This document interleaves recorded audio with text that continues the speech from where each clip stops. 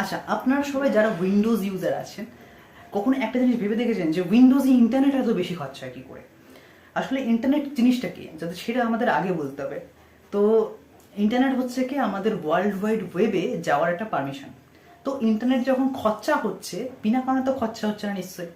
তার মানে উইন্ডোজ ব্যাকগ্রাউন্ডে অনেক প্রসেস করছে আপনার অপারেটিং সিস্টেম সম্পর্কে অনেক তথ্য মাইক্রোসফট এবং অন্যান্য অনেক কোম্পানিকে, যাদের সাথে আপনি টিক দিয়ে দিয়ে যখন উইন্ডোজটা ইনস্টল করেন এরকম অনেক জিনিসে টিক দিয়ে দিয়ে আপনি আসেন। তো তো তাদের সাথে শেয়ার করছে। এখন বর্তমানে যেটা আছে মাইক্রোসফট উইন্ডোজ তো এখন আরও পার্টির লোকের সাথে, মানে হচ্ছে কি মেনলি কো পাইলট যেটা আছে, এআই এজেন্ট, তো সেটা তো আপনার আরও পরিমাণে ডেটা থাকছে। তো মানে আপনার সম্পর্কে ইচ অ্যান্ড এভরিথিং সে নিচ্ছে। এই জন্যই মাইক্রোসফট উইন্ডোজে বেশি পরিমাণে ডেটা লাগে।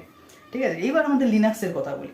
লিনাক্সে 100 MB নেট দিয়ে যদি শুধু আমরা ওয়েব ব্রাউজিং করি, আমি নিজের কথা বলছি, আমার এখন অবধি কোনো ব্রডব্যান্ড নেই, আমি 100 MB নেট দিয়ে আমি যদি শুধু ওয়েব ব্রাউজিং করি, তাহলে আমার পুরো দিন চলে যায়, আমার নেট শেষ হবে না। আমি জাস্ট ওয়েব ব্রাউজিং করছি এবং আমার অ্যাডও আসে না, সুতরাং আমার কোনো নেটও শেষ হয় না।